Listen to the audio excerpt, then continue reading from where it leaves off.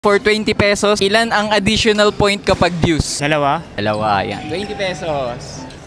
Pag tumama ka sa next question, may 50 pesos ka. Pero pag natalo ka, ibabalik mo yan. I-risk mo ba? Sige. Ilan ang feathers ng shuttlecock? 20. Mali, 16 lang. Anong number 1 brand sa badminton? Half sports po. Mali. Yonex. Nice try. Thank you, Camille. So, easy question. Ano ang number 1 brand sa badminton? Yonex. May 20 pesos ka. Pag tumama ka, magkakaroon ka ng 50 pesos. Pero pag mali ka, ibabalik mo yung 20 pesos. I-risk mo ba? Oo. Sige. Anong bansa ang nire-represent ni Jonathan Christie? Indonesia po. Indonesia.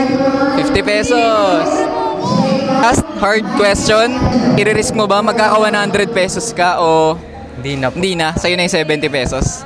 Thank you po. Congrats. May pang-Gatorade na siya. Ilan ang additional point kapag deuce? Additional points? Hindi ko alam. Sige, one more.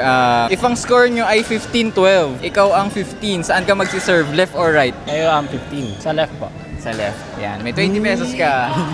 Thank you. Next question natin, 50 pesos pag tumama ka. Pero kapag natalo ka, babalik mo yung 20 pesos. I-risk mo ba?